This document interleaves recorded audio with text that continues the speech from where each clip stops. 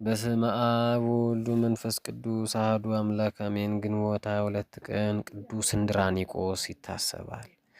ቅዱስ ወብፁዕ እንድራኒቆስ ሐዋርያ፣ ትውልዱ ነገዱ ከቤተ እስራኤል ሲሆን ከ72ቱ አርድእት አንዱ ነው።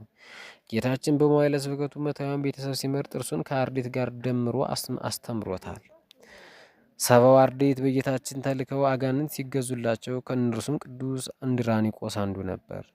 ይህ የተፈጸመ ገና መድኃኔዓለም ከመሰቀሉ በፊት ነው። ቅዱሱ ከጌታችን እርገት በኋላ ከሐዋርያት ጋር ለ10 ቀናት በሱባዔ ሰንብቶ የመንፈስ ቅዱስን ሀብት ተቀብሏል። እንደ ባልንጀሮችም ወደ ዓለም ወጥቶ የወንጌል ምስራችን ሰብኳል። በተለይ ከቅዱስ ጳውሎስ ጋር ለበርካታ ዓመታት አምላኩን አገልግሏል። ቅዱስ ጳውሎስም በቆሮንቶስ እያለ ቅዱስ እንድራኒቆስ በሮም ያስተምር ነበር። ለዛም ነው በሮሜ መልእክቱ ላይ ምዕራፍ 16 ቁጥር 7 ላይ እንድራኒቆስንም ሰላም በሉት ያለው። ቅዱስ ጳውሎስ በሰማዕትነት ካረፈ በኋላ ከቅዱስ ዮልዮስ ጋር ሆነው የአሕዛብን ልቦና በወንጌል አበርተዋል። እጅግ ብዙ መከራ ደርሶባቸዋል። ከእግዚአብሔር በተሰጣቸው ትዕግስትም ድል ነስተዋል። በዚህም በርካታ የጣዖት ቤቶችን አፍርሰው አብያተ ክርስቲያናትን አንጸዋል። በአሕዛብ ፊትም ድንቅ ድንቅ ተአምራትን አሳይተዋል። ቅዱስ እንድራኒቆስ ብዙ መከራን ቢቀበልም አንገቱን ይቆርጡት ዘንድ የጌታ ፈቃዱ አልነበረምና ጥቂት ታሞ በዚች ቀን አርፏል።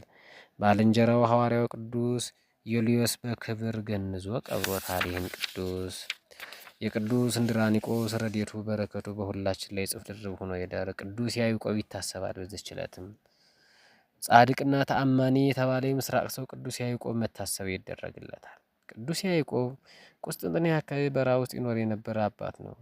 ከቅድስና ሕይወቱ ባሻገር በደፋርነቱ ጥብዓቱ ይታወቃል። በ340ዎቹ አካባቢ ታናሹ ቆስጠንጢኖስ አርዮሳዊ በሆነ ጊዜ ይህ አባት በይፋ ገስጾታል። በዚህም ምክንያት መከራ ተቀብሏል፣ ታስሯል፣ ተገርፏል። እግዚአብሔር መናፍቁን ንጉሥ ለጦርነት በወጣበት ቀስፎታል። የአባቶቻችን አምላክ ልዑለ ባሕርይ ክርስቶስ ጸጋ ክብሩን ያድለን፣ በቅዱሳኑ አማላጅነት ይማረን። ስለ እናንተ ብዙ ለደከመች ለማርያም ሰላምታ አቅርቡልኝ። በሐዋርያት መካከል ስመ ጥሩዎች ለሆኑ ደግሞ ክርስቶስን በማመን ለቀደሙኝ አብረውኝም ለታሰሩ ለዘመዶች ለእንድራኒቆስና ለዮልያን እንድራኒቆስና ዮልዮስ ሰላምታ አቅርቡልኝ።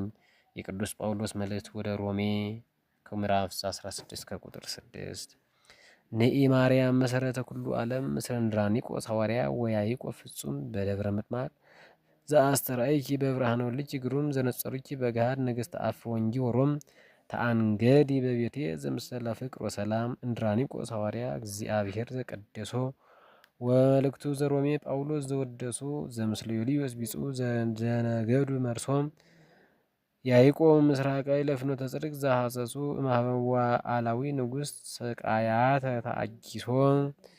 በዕለቱ ከተነሱት ቅዱሳን ረድኤት በረከት ይክፈለን።